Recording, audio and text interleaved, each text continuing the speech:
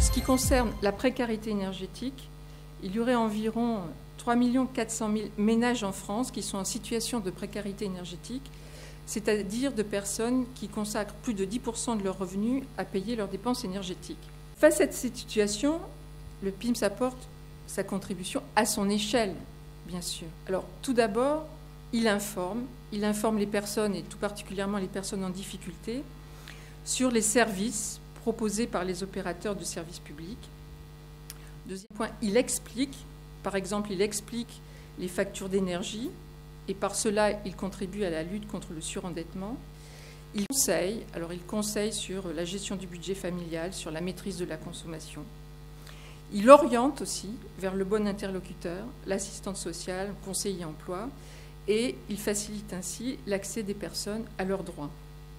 Et d'une manière générale, il accompagne toutes les démarches de la vie quotidienne. Et cette activité, c'est extrêmement important, il le mène grâce à des agents médiateurs qui sont pendant quelques années au PIMS, dans un parcours de professionnalisation, pour aller ensuite vers un emploi durable et qualifié. Son deuxième rôle, outre le rôle d'information et de conseil, c'est donc un rôle d'accompagnement et de professionnalisation de ses propres salariés. Juste un petit mot d'histoire, les PIMS se sont développés depuis 1995 et cette année 1995, le premier PIMS est né à Lyon d'une réflexion commune engagée par EDF, GDF Suez, La Poste, France Télécom, la SNCF, Keolis et Veolia, en partenariat avec les collectivités locales. Et depuis lors, aujourd'hui, le réseau des PIMS, c'est 53 PIMS sur tout le territoire français, avec 20 entreprises chargées de services publics, 400 000 accueils par an et 250 emplois à temps plein. Ici à Paris, l'association est née en 2004, grâce à la mairie de Paris et en particulier sa première adjointe Anne Hidalgo. Alors notre association est partenaire de la ville de Paris et de 7 entreprises de services publics et bailleurs sociaux, donc Eau de Paris, EDF, GDF Suez, ICF La Sablière, Keolis, La Poste et la SNCF. Alors notre association dispose de 5 sites d'accueil dans le 18e, le 19e, le 20e, le 12e et le 15e arrondissement.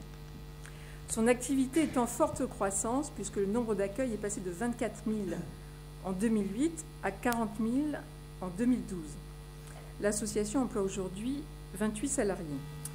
Alors le concept de PIMS, finalement, qu'est-ce qui fait la force de notre association? Je dirais que ce sont 4 principes d'action. C'est le partenariat. Le deuxième principe, c'est la proximité. Le troisième, c'est l'adaptation. Le quatrième principe, c'est la professionnalisation. Professionnalisation de nos médiateurs qui fait la qualité du service rendu.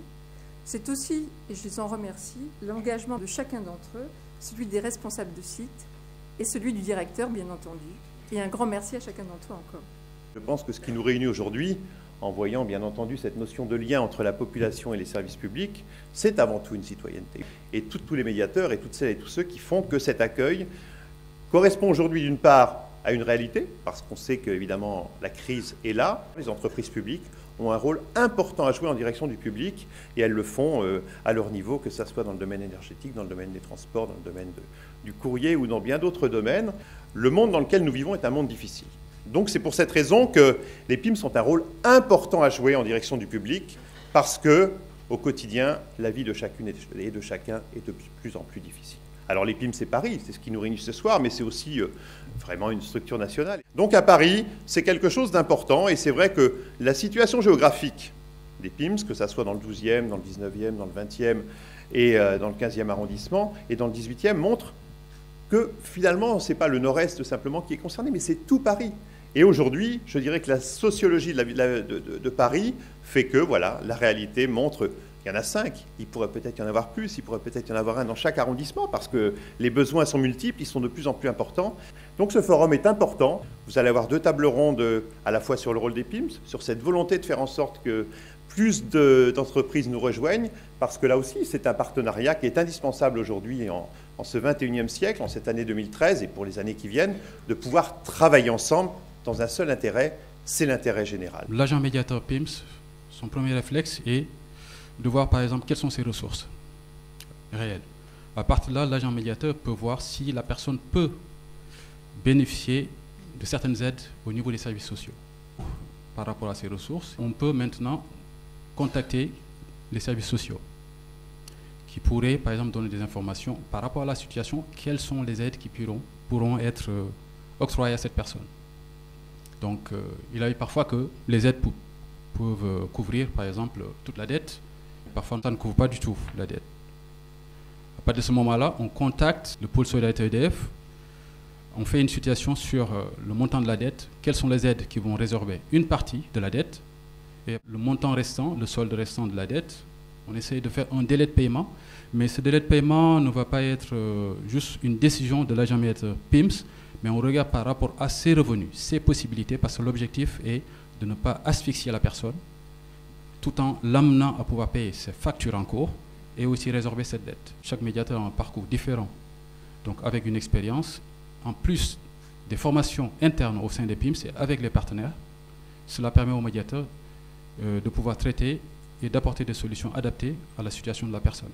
Les PIMS de Paris accueillent les clients de la Poste démunis. Ce sont des clients qui ne peuvent ou qui ne peuvent fréquenter un bureau de poste et qui feront difficilement une démarche au guichet, qui peut être une démarche de la vie quotidienne, qui est l'envoi d'un courrier en recommandé, qui est le paiement d'une facture par un moyen de paiement comme le mandat compte ou le mandat cash. Voilà. Donc ce sont des personnes qui, en manque d'autonomie, quelques chiffres, de 2009 à 2011, 31 ateliers mis en place pour 251 personnes formées, 11 visites de bureaux de poste pour 111 participants formés aux automates et qui ont donc à cette occasion rencontré les agents, qui leur ont expliqué l'organisation, le fonctionnement d'un bureau de poste. Emploi Service et Formation, c'est un centre de formation pour adultes et j'y dispense des cours de français langue étrangère et plus spécifiquement d'alphabétisation. Donc le but de la formation de ces salariés, ce sont des salariés, c'est de les rendre autonomes dans leur vie quotidienne face à tous les documents écrits qu'on peut rencontrer dans notre vie quotidienne. Et on les prépare également au diplôme initial de langue française, qui est un diplôme qui évalue leurs compétences linguistiques, mais également socio-linguistiques ou pragmatiques, notamment par exemple comment retirer de l'argent à un guichet. Depuis 2011, on a fait 3 visites des locaux de la Poste et 3 ateliers imprimés de la Poste. Les visites des locaux de la Poste répondent parfaitement aux besoins d'autonomisation des stagiaires. Et j'ai trouvé ça vraiment super de pouvoir utiliser des machines sans pression, sans personne autour. Et puis nous, formateurs, on pouvait être là pour répondre à leurs questions et puis pour les rassurer. Sans le PIMS, on n'aurait jamais réussi à faire autant de visites dans les bureaux, à connaître autant d'associations et à donc pouvoir faire bénéficier les personnes de ce genre de visites. Donc ça, c'est très important. Ça a été vraiment un effet multiplicateur, aussi bien au niveau qualitatif que quantitatif. Au bout de 4 ans, alors c'est pas vraiment mathématique, parce que c'est des choses qui sont difficiles à quantifier, mais on sait que dans les bureaux, il y a moins d'incivilité, plus de convivialité, plus d'autonomie, du coup moins de files d'attente et une plus grande considération et une plus grande confiance de ces personnes. Voilà. Une résidence principale sur 2 et Paris Habitat. C'est 3000 personnels. C'est aussi un patrimoine qui est organisé au plus proche du locataire, puisqu'on a amorcé et terminé avec beaucoup de succès une réforme de la proximité où on a créé 22 agences. Chaque agence gère 5000 logements. Informer les personnes sur la sécurité intérieure de l'utilisation du gaz, c'est-à-dire au niveau de la gazinière, l'entretien de la gazinière, le nettoyage des brûleurs, parce qu'un brûleur qui est sale occasionne une mauvaise combustion du gaz et donc un risque d'intoxication. Ensuite, c'est effectivement, comme ça a été dit, pour le flexible. Lorsque nous arrivons et que le flexible doit être changé, nous le faisons gratuitement, puisque des flexibles à vie sont offerts par GDF Suez pour qu'on puisse faire le changement nous-mêmes, avec une installation de flexible à vie. Ensuite, on fait une information aussi par rapport aux ventilations. C'est-à-dire que notamment en période hivernale, bien informer les gens qu'il ne faut pas boucher les ventilations, que c'est important que l'air circule dans l'appartement, que l'air se renouvelle. Et lorsque nous constatons que les ventilations sont bouchées, nous demandons aux personnes de bien vouloir les déboucher. Après, on n'est pas non plus là pour faire, comment dirais-je, de la répression. C'est-à-dire qu'on demande aux personnes de les déboucher. Si elles le font quand on est là, c'est très bien. Si elles nous disent qu'elles le feront plus tard, il n'y a pas de problème. On part du principe que les gens sont informés et savent l'importance que c'est d'avoir une ventilation qui soit permanente et régulière.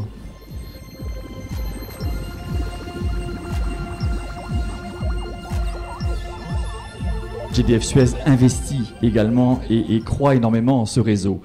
Et pour le dire, je présenterai sous 3 volets. Notre présence dans les PIMS, elle est d'abord due à un souci d'efficacité. L'efficacité parce que nous mutualisons l'effort. Et je crois que ça, c'est une des caractéristiques fortes.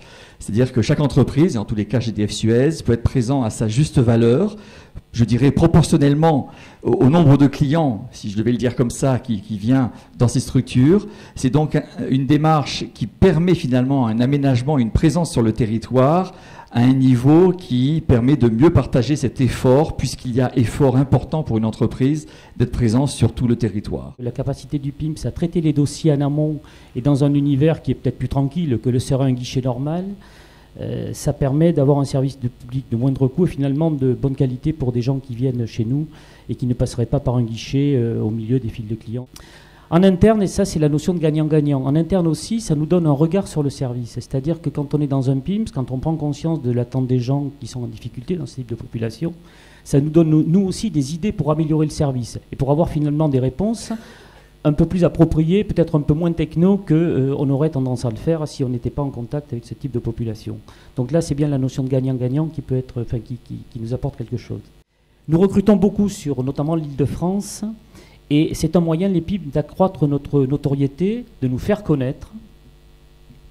Et quand Transilien, qui joue la carte de la diversité, veut avoir finalement des cheminots qui ressemblent à leurs voyageurs, les PIMS sont un moyen aussi de capter un moment des jeunes ou des personnes qui ont envie de rentrer à SNCF et qui connaîtront encore mieux les clients auxquels ils seront confrontés demain.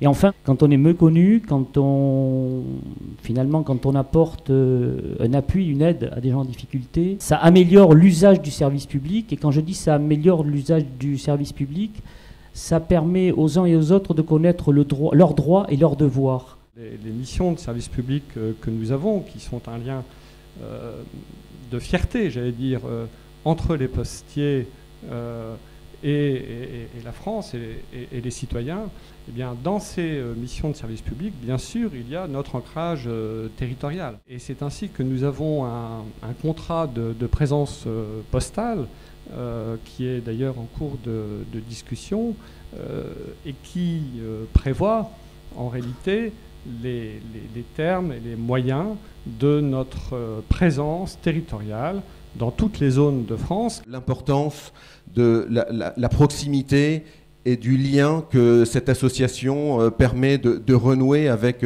des clients avec qui on a justement perdu le contact. Les PIMS sont un peu l'incarnation d'une relation de qualité aussi avec les entreprises privées présentes sur le territoire parisien. J'entendais dire que les PIMS allaient se développer également au sein de la métropole.